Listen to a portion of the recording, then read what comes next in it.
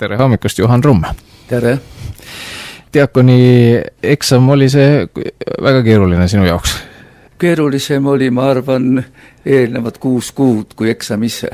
Ma alguses kartsin eksamit rohkem, aga lõppkokkuvõttes oli ta kergem, kui ma eeldasin.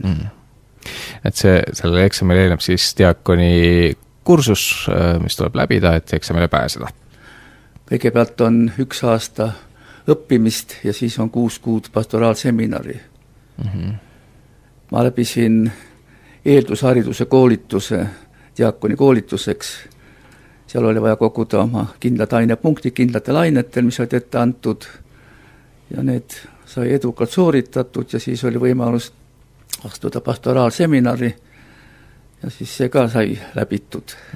Sa oled 76-aastane praegu ja võib-olla ma eksin, aga tundub, et kiriku lähiajaloost me ei tea kedagi, kes sellises vanuses oleks nüüd asunud siis vaimuliku ametis. Tavaliselt on niimoodi, et inimesed lähevad pensionile, lähevad kes mis ajale. Tavaliselt küll ei minda 65-aastaselt, ikkagi ollakse 70, 75, mõni 80 aastani. Aga sina alustad oma vaimulikuna teenimist sellises eas, et kuidas sa ise seda kommenteerid või kuidas sa selleni oled jõudnud? Ma vist olen mõnes mõttes hilise ärkamisega või hilise küpsemisega. Ma mäletan, et aastad 40 tagasi sai alustatud tõsisemalt rahvaspordiga. Siis oli juba kehakaalu piisvalt palju ja tekkis tunne, et peaks nagu hakkama midagi tegelema. Sai hakata tegelema jooksmisega. Meil oli väikene punt inimesi, kellega me koos käisime jooksmas ja seda sai tehtud päris pea 30 aastat. Ja siis sai ta maha jäetud väga mitmetel põhjustel, aga konkreetsemalt 1994. aastal suvel tekkis mul mingi seletamatu vajadus osta endale piibel. Ja ma tormasin raamatupoodi kiiruga, et kas ikka on. Piiblit ma ei saanud, aga ma sain Uue Testamendi. Ja siis suures tuhinas ma hakkasin seda lugema, lugesin evangeeliume ja mõtlesin, kuidas saab niimoodi olla, et piiblis on evangeeliumid, kõik räägivad mingil määral erinevalt. Ja lugesin ja mõtlesin ja uurisin aga tollagne elutempo ja kiirus ja see küsimus jäi mulle kuidagi unarusse, ta jäi nagu seisma, talletuma, aga mis ma enda kaasa sain kaasa selle, et iga kord, kui ma käisin Tallinnas, kuna mul tuli tegeleda projektidega ja selliste ehitusküsimustega, käisin projekteerijate juures, siis ma ei unustanud kunagi minemata Tallinna Rahvaraamatupoodi. Seal oli nagu osa teine korrus ja taganurgas paremat kätt oli siis usuteaduskirjandus. Ja siis ma alati sealt sai midagi kaasa. Ja praegu, kui ma vaatasin oma pisikest miniraamatukogu, mis mul on, siis ma võin öelda seda, et need üle poole sealt on raamatud, mis ma ostsin enne, kui ma julgesin 2010. aastal helistada Tauno sinule, et ma soovin tulla koguduse liikmeks. Ma arvan, et mõlemad olid mingid hetke jumala puudutused, erilised. Sest see vajadus oli mõlemil korral eriline ja oli vajadus kohe ruttu hakata tegutsema ja mäleta, kui ma sulle helistasin ja sa ütlesid, sa saad alles mind ülejärgmisel päeval vastu võtta. Ma olin kuidagi nagu ehmatanud või üllatunud, et kuidas nüüd nii, et ma helistan ja ma kujutasin ette, et kui mitte nüüd täna kohe, siis järgmine hommikul kell 8 kindlasti meid oodatakse kohe. Siis ma nagu mõtlesin, aga oli hea meel, et siis kui me kohtusime, rääkisime ja siis meil hakkas nagu ilusasti asi arenema, võib-olla minu jaoks mitte eriti vaimulikus mõttes selles, et ma oleks hakanud nüüd kohe tegelema koguduses otseselt vaimuliku tööga, aga hetk oli koguduses selline, et oli käsil kirikutorni restaureerimine ja leping oli tehtud ja projektdokumentatsioon oli ka olemas, aga ta oli vaja hakata konkreetselt neid asju nagu ajama. Siis ma hakkasin nagu sellega tegelema, nii et ma võin öelda, et esimene aasta-poolteist oli mul nagu ehitusinseneri töö, ma olin sellega hõivatud, ma mäletan, iga nädal olid meil koosolekud ja arutasime, kuidas need asjad edenevad ja kuna see asi oli mulle tuttav ja siis läbi selle ehituse ma mõtlen, et tekkis jälle ka sisemine vajadus ja sinu poolt oli ka see soov, et hakata nagu võtma endale kergemaid vaimulikke kohustusi nii lugejana ja kiriku vanemana ja nii see asi on nagu kulgenud.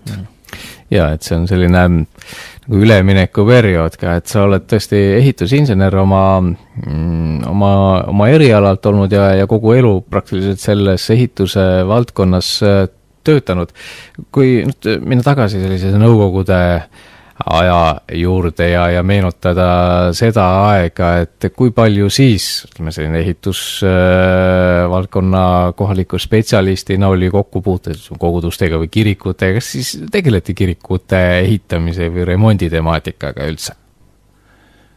Ma arvan, et üldiselt siis ei tegeletud sellega üldse ja mina isiklikult pean ka tunnistama, et mina kirikuga ei olnud kohe kuidagiviisi seotud rohkem, kui ma teadsin, et mu vanemad on laulatud Rakvere Kolmene kirikus ja vanaema käis igal pühapäeval kohalikus baptisti palvelas. See oli nagu temale pühapäev, vaba päev. Temale oli see tema puhkepäev oli see. Ja, aga selle vaimulikus elus kasvamise perioodi juures, et sa ise hindad, et kuidas kui see kutsumus asuda siis vaimuliku ametisse tasapisi kasvas, et mis on see kõige olulisem asi, mis sinu jaoks on sind kasvatanud selles suunas? Võib-olla kas on see olnud piibli lugemine, on see olnud selle sama usuteadusliku kirjanduse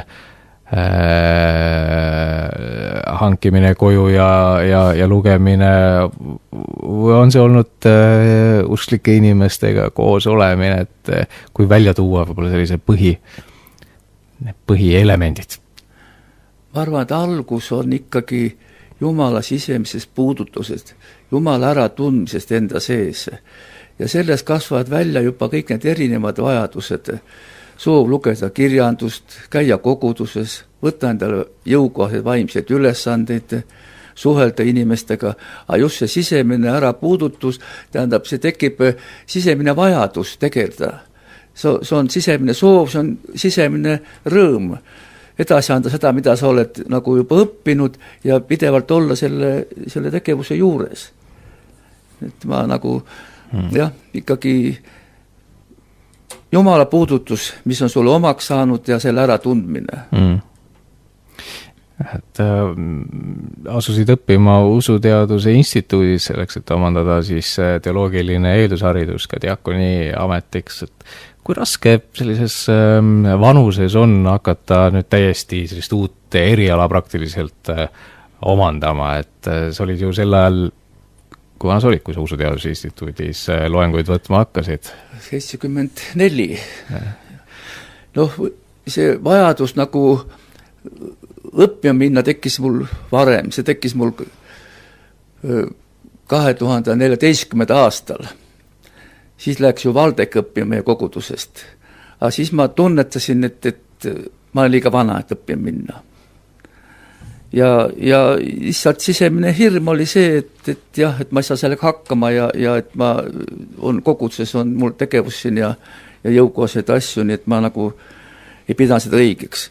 Aga ikkagi, luges Eesti kirikut, mis ma olen kogu aeg tellinud, siis mul oli ääretult hea meel, kui Eesti kirikus ja ka Pereraadios 2014 detsember tuli info, et Põltsamaa alustab esimest kursust, selline aastane piiblikursus, kus iga kuu lõpus reede sõidetakse kohale ja on siis esimene õhtu nagu tutvus ja sisseelamised ja järgipäevase loengud ja mul oli ääretult hea meel selle üle ja ma siis käisin selle kursuse läbi ja sealt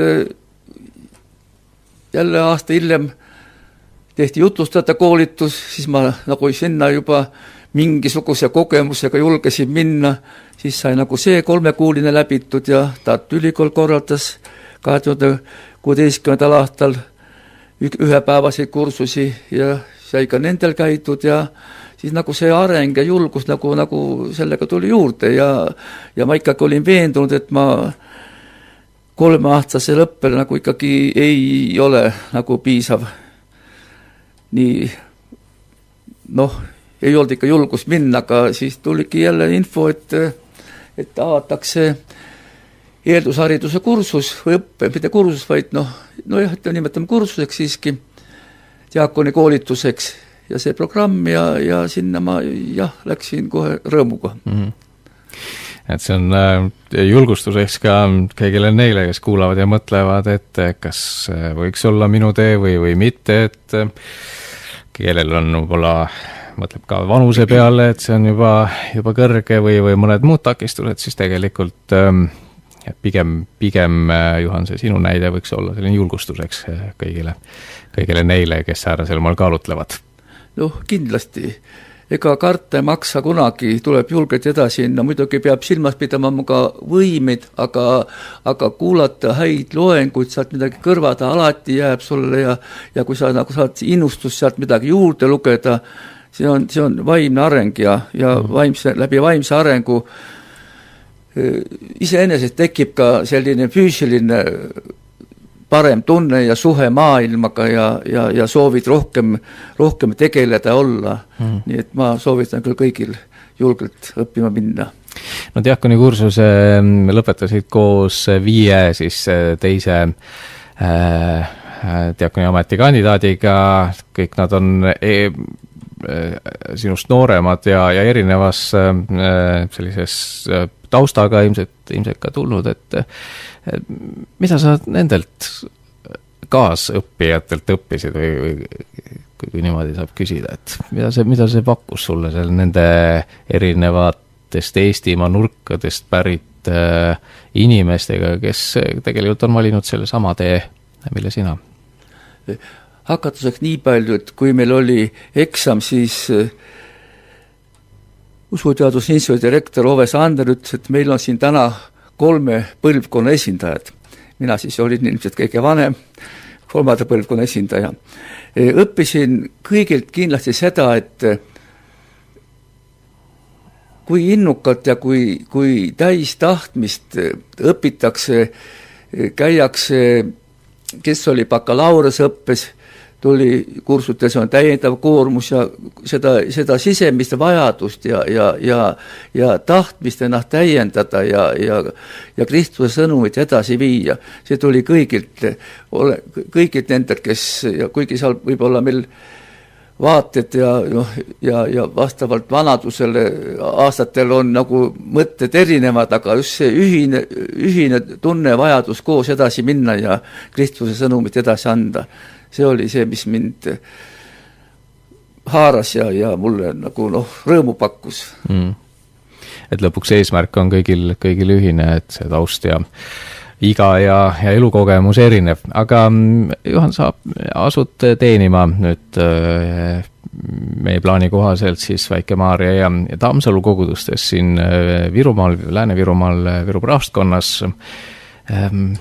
Millised on need võib-olla suurimad sellised